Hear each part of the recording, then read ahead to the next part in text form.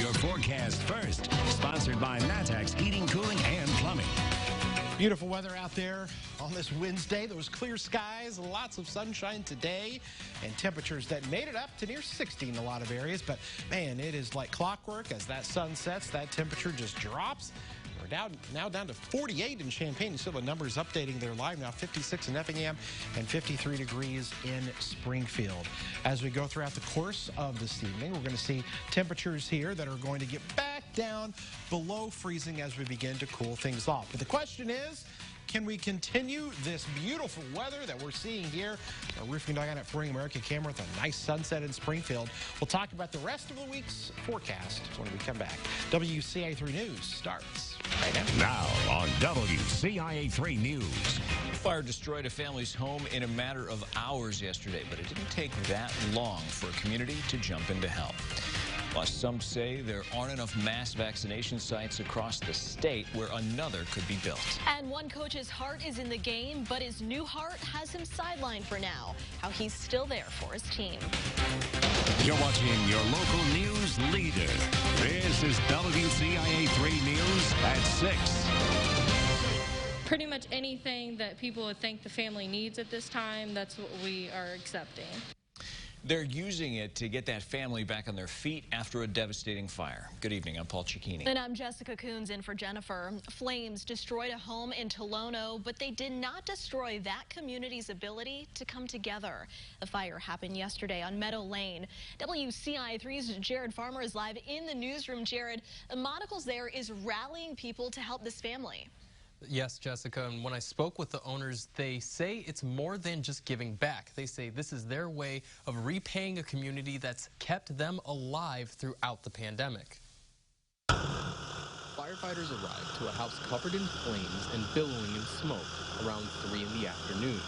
When they got there, they tried to contain it inside. However, looking at the fire, looking at the conditions of the structure, we had to make the determination to pull everybody out, evacuate the building, and then regroup and attack the fire from the exterior.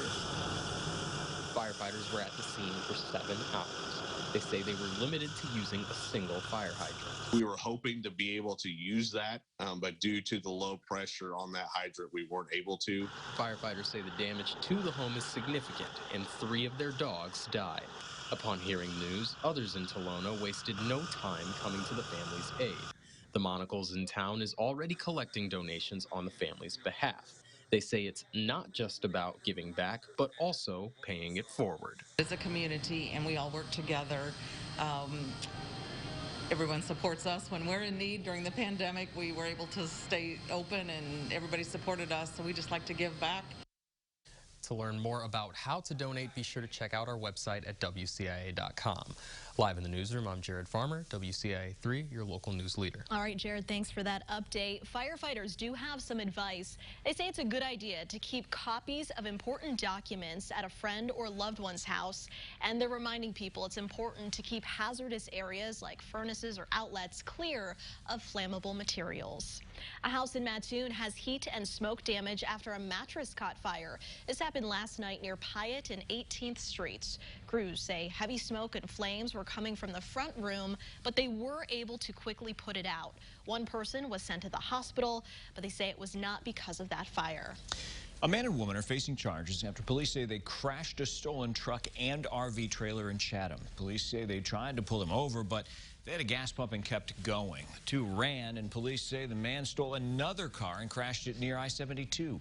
28-year-old Chase Alexander of Sherman and 34-year-old Catherine Carver of Springfield were arrested. A man was sentenced to 12 years in prison for shooting a teenager in April. Joseph Hernandez shot a 17-year-old boy near Main and South State. The boy was sitting in a yard when Hernandez shot at him from a moving car. Springfield's fire chief says he's going to get creative to try and avoid layoffs. The department's budget was cut by $1.5 million.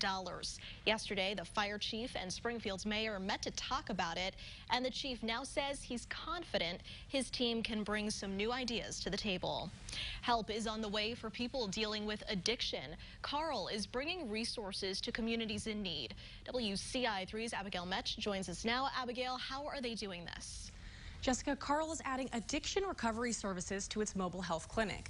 The addiction medicine doctor I spoke with today said that the pandemic has made it difficult for many people struggling with addiction to get the services that they need.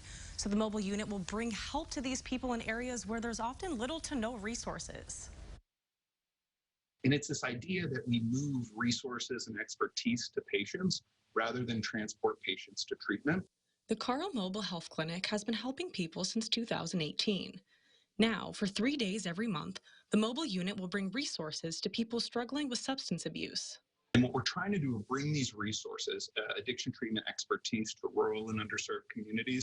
Dr. James Basante says the nation is experiencing an overdose epidemic, and it affects everyone. Addiction in general touches everyone in every community, whether you know it or not.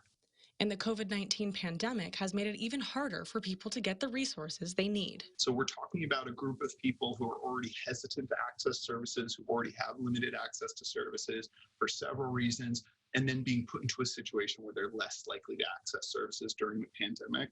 The mobile clinic will be staffed with an addiction medicine doctor and a trained counselor.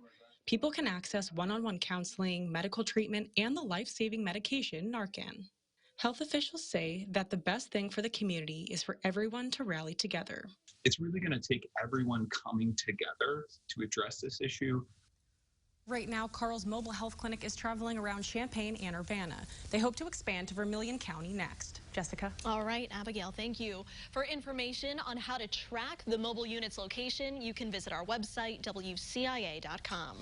No one's forgetting the Illini's win over Michigan anytime soon. What the team has to say about that victory. Also tonight, things aren't the same for one football team this season, but we're not talking about COVID. We'll tell you who they're missing. Kevin, it seems like the perfect time for football teams to be back on the field. What? I was looking for flip-flops. My toes are showing. Your toes are, I mean, I wore flip-flops today. Did you? And I changed into my toeless heels. Only one of us wears inappropriate shoes on set. Yeah, I guess, yeah, that's you. That is me. Sneaker guy over here. So there you go. No matter what you were wearing today, it was beautiful out there. And high temperatures that made it, at least out at Willard Airport, up to 60 degrees. Some of the official numbers we take only made it to 59 at the Illinois Water Survey. Right now, it is pretty nice. Still, temperatures in the upper 40s. When we come back, some changes. It gets a little bit cooler. We'll talk about that, but how overall things are staying pretty nice.